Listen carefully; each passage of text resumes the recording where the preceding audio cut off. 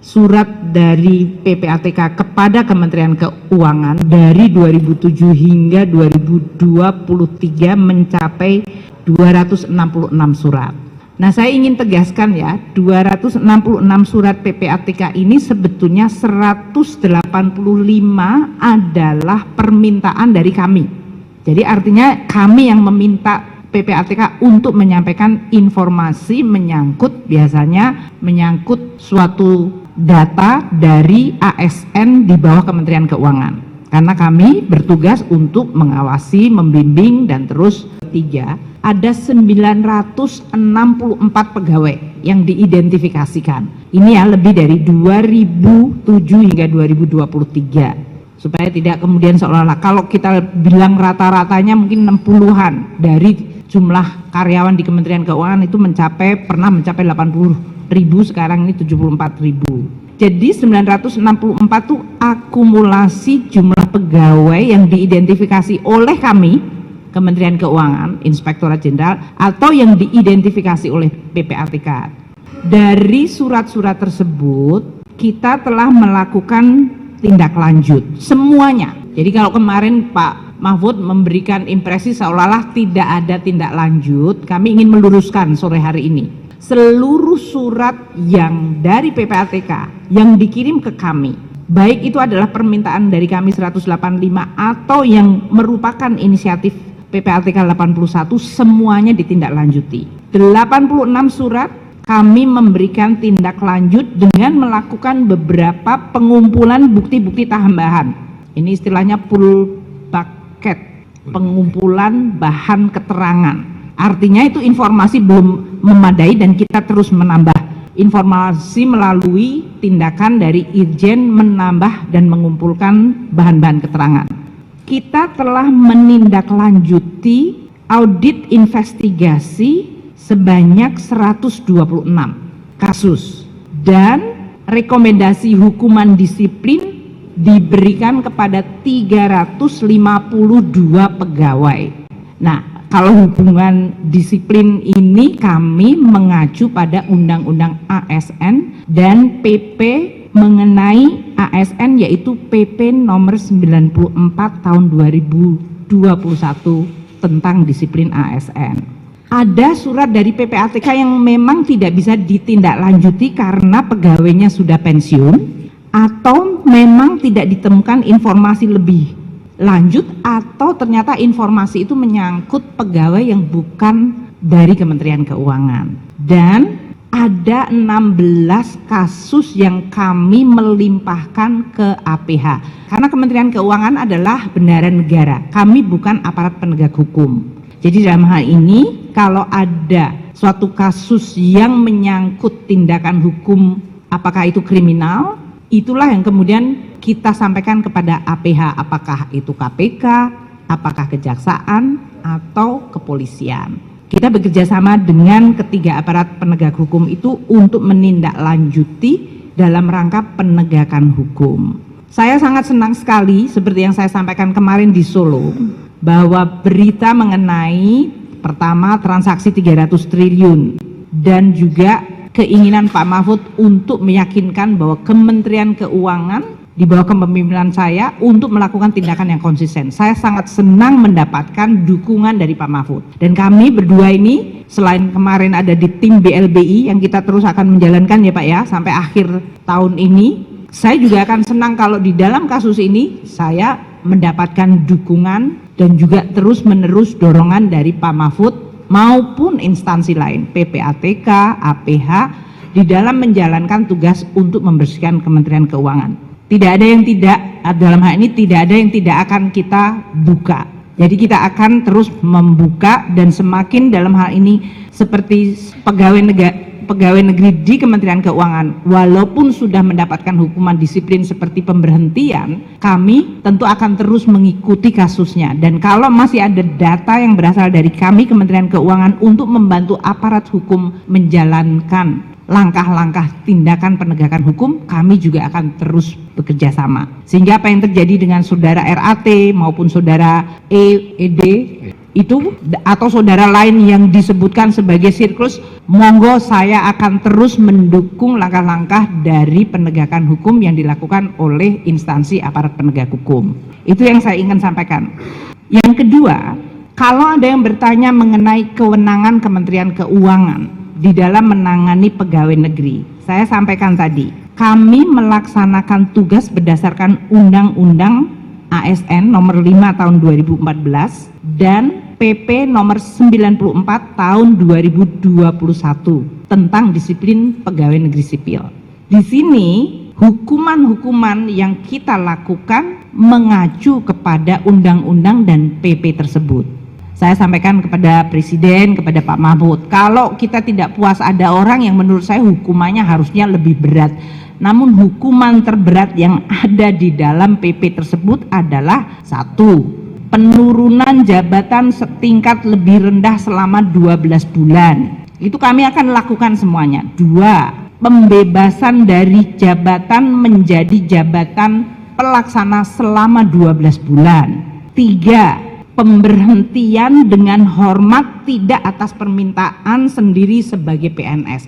Itu hukuman yang terberat yang ada di dalam PP 94 2021. Kalau kita merasa bahwa hukuman itu tidak terlalu berat, ya saya sampaikan kepada Pak Mahfud, Pak Mahfud, apakah dengan tingkat kesalahan yang ada, hukuman seperti itu dianggap sesuai atau tidak? Tapi kami harus melaksanakan sesuai dengan Undang-Undang ASN dan peraturan mengenai pegawai negeri sipil, disiplin PNS, yaitu PP nomor 94 2021. Itu yang kita terus akan lakukan dengan disiplin. Saya ingin tegaskan sekali lagi, seluruh surat dari PPATK kepada kami, baik yang permintaan kami sendiri, 70% adalah kami yang meminta, atau yang 30% inisiatif dari PPATK, itu kita semua tindak lanjuti. Dan saya akan meyakinkan bahwa ini akan terus kita lakukan, dan saya akan sampaikan ke Pak Mahfud. Pak Mahfud, saya akan update ke Bapak mana-mana yang sudah dilakukan.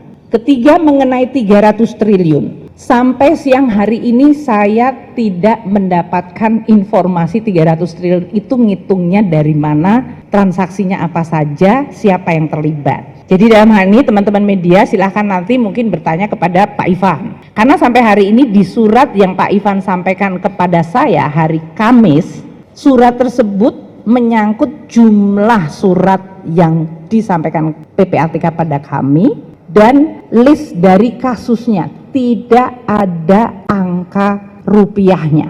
Jadi kalau hari ini teman-teman media menanyakan kepada saya, jawaban saya tetap sama seperti kemarin karena saya nggak ada tambahan informasi. Nanti saya sudah kontak Pak Ivan, saya juga seizin Pak Mahfud ya Pak Mahfud. Iya. Saya tanyakan kepada Pak Ivan, 300 triliun itu seperti apa Mbok? Ya disampaikan aja secara jelas kepada media. Siapa-siapa yang terlibat, pohon transaksinya seperti apa, dan apakah informasi itu bisa di-share ke publik, apakah informasi itu menjadi bukti hukum, monggo. Makin detail, makin bagus. Saya juga ingin tahu supaya saya tahu siapa saja yang makin terlibat sehingga pembersihan kita juga lebih cepat. Jadi informasi 300 triliun sampai siang hari ini saya tidak bisa menjelaskan karena saya belum melihat angkanya, datanya, sumbernya, transaksi apa saja yang dihitung, siapa yang terlibat. Gitu ya. Nanti kita tindak lanjuti dengan Pak Ivan, saya akan tetap aja mengontak Pak Ivan untuk mendapatkan data itu, dan saya sudah menugaskan kepada Pak Wamen, Pak Irjen, Pak Dirjen Pajak, Dirjen Bea Cukai untuk semuanya melakukan follow up. Ada data baru, kita terus tindak lanjuti. Terakhir yang ingin saya sampaikan adalah mengenai langkah-langkah yang kita lakukan dengan PPATK untuk bisa menggunakan undang-undang tindak pidana pencucian uang. Karena ini adalah undang-undang domainnya pencucian uang yang nanti mungkin Pak Mahfud akan sampaikan. 1, kami pajak bea cukai terutama ini yang disorot bekerja sama dengan PPATK untuk mengungkapkan beberapa kasus dalam rangka tugas kita adalah mengamankan penerimaan negara. Pertama, di dalam Direktorat Jenderal Pajak kita menganalisa dan memanfaatkan laporan harta dan aset yang kita terima dan kita dari 1.129 laporan, ini pajak ya dengan PPATK, yang proaktif kita terima berjumlah 507. Hasil analisa yang dilakukan PPATK bersama kami. Kemudian memanfaatkan hasil itu untuk mengamankan penerimaan negara. Ini kemarin yang sudah dilaporkan kepada Pak Mahfud oleh Ditjen Pajak. Kita sudah merecover 7,08 triliun rupiah yang merupakan penerimaan negara pajak dan penggunaan informasi mengenai pencucian uang untuk kemudian kita ambil sebagai hak negara. Jadi dalam hal ini menjadi salah satu bukti bahwa kami bersama PPATK untuk terus melakukan kerjasama. Untuk Bea Cukai kita juga lakukan yang sama, yaitu kita memberikan laporan dan PPATK melaporkan kepada kita. Untuk sebelum ke Pak Mahfud, saya ingin tegaskan keterangan tambahan terakhir. Banyak persepsi dan impresi kesan dari publik bahwa saya mendapatkan informasi lengkap dari PPATK. Katakanlah seperti kasus RAT. Kasus ini disampaikan oleh Pak Mahfud sejak 2013, informasinya ada. Tapi di kami, PPATK menyampaikan informasi baru 2019. 4 surat menyangkut saudara RAT, 4 surat dari PPATK. 4-empatnya menyangkut transaksi yang nilainya antara 50 juta sampai 150 juta. Kecil banget dibandingkan sekarang yang terbuka kepada publik. Poin saya, Pak Mahfud sebagai Ketua Dewan Pengarah untuk tindak pidana pencucian uang mendapatkan informasi yang lebih lengkap dan lebih detail. Kami tidak mendapatkan seperti itu, tapi ini menjadi evaluasi kita bersama. Namun banyak informasi yang detail mengenai pencucian uang itu disampaikan PPATK langsung kepada Pak Mahfud dan ke instansi aparat penegak hukum. Jadi mungkin impresi bahwa seolah-olah itu adalah datanya semuanya identik ke kami, mungkin saya akan sampaikan sepanjang ini di Kementerian Keuangan, saya akan meyakinkan dan menjamin kami akan pasti tindak lanjuti. Kalaupun mentok nanti saya lapor kepada Pak Mahfud, Pak ini sudah mentok, saya nggak bisa lewat dari sini atau kami tidak mendapatkan informasi lebih banyak selain yang bisa kita dapatkan. Jadi spirit kerjasama antara Pak Mahfud dengan kita akan terus kita lakukan secara erat. Karena kepentingan kita sama, kepentingan untuk membangun Indonesia lagi, membangun Kementerian Keuangan dan Direktorat Jenderal Pajak dan Bea Cukai, membersihkan dari mereka yang kotor dan koruptif, dan memberikan dukungan bagi mereka yang sudah bekerja dengan baik dan jujur. Itu adalah tugas saya sebagai Kementerian Keuangan. Saya senang dibantu dalam hal ini oleh Pak Mahfud maupun instansi-instansi lain. Semakin cepat tentu semakin baik, karena buat kami ini adalah suatu pekerjaan yang akan terus kita lakukan sebagai satu tanggung jawab bendahara negara melaksanakan tugas mengelola keuangan negara dengan baik. Mungkin itu dari saya.